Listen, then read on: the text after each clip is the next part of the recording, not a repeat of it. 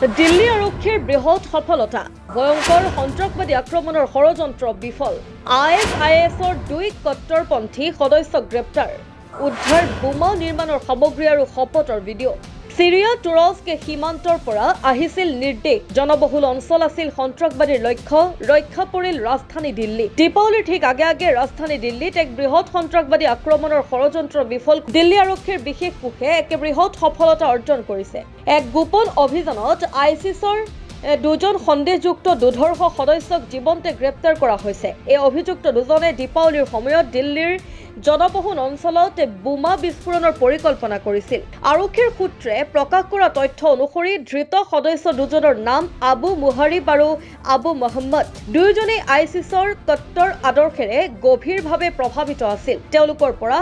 আইসিসৰ পতাকা বিশেষ সাজ-পোছাক এনক্ৰিপ্টেড তথ্য থকা ল্যাপটপ আৰু বোমা নিৰ্মাণৰ ভিডিঅ' ৰেকৰ্ডিংৰ দৰে বহু আপত্তিজনক সামগ্ৰী জব্দ কৰা হৈছে তদন্তত পোহৰলৈ আহিছে যে তেওঁলোকে দিল্লীৰ কেইবাটো অঞ্চলত উচ্চ প্ৰযুক্তিৰে ৰেকি চলাইছিল এই অভিযান সন্দৰ্ভত দিল্লী আৰক্ষীৰ বিশেষ কোষে জানিবলৈ দিয়ে আইসিসৰ 2জন সদস্যক গ্ৰেপ্তাৰ কৰা হৈছে যিসকলে দিল্লীৰ জনসমাগমপূৰ্ণ অঞ্চলত বিস্ফোৰণৰ পৰিকল্পনা কৰিছিল অভিযুক্ত দুজন হৈছে আদনান উৰফে আবু মুহাৰিব আৰু ভোপালৰ নিবাসী আদনান খান উৰফে আবু মহম্মদ ডিসিপি অমিত কৌশিকৰ নেতৃত্বত চলা এই অভিযানত এসিপি হৃদয় ভূষণ আৰু এসিপি ৰাহুল বিক্ৰমেও গুৰুত্বপূৰ্ণ ভূমিকা পালন কৰে অভিযানৰ সময়ত তেওঁলোকৰ পৰা উদ্ধাৰ হোৱা সামগ্ৰীসমূহৰ ভিতৰত আছে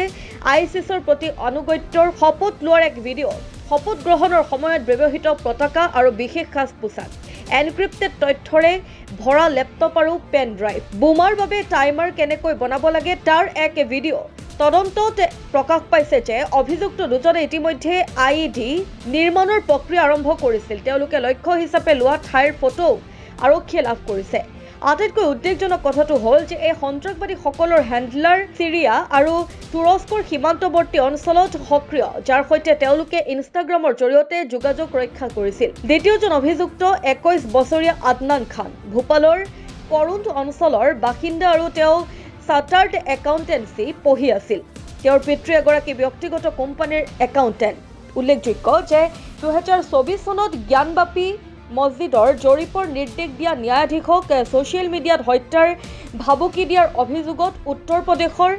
এটিএছে আদনানক গ্ৰেপ্তাৰ কৰিছিল জেৰাত প্ৰকাশ পাইছে যে তেওঁলোকে আইসিসৰ হৈ মিডিয়াৰ কাম-কাজ চম্ভালিছিল আৰু শেহতীয়াকৈ হিংসাত্মক কাৰ্যকলাপৰ বাবে সাজু হৈছিল আৰক্ষীৰ মতে দীপাৱলীৰ সময়ত বজাৰ আৰু ৰাজহুৱা স্থানত হোৱা ভিৰৰ সুযোগ লৈ বিস্ফোৰণ ঘটোৱাই তেওঁলোকৰ মূল উদ্দেশ্য আছিল কিন্তু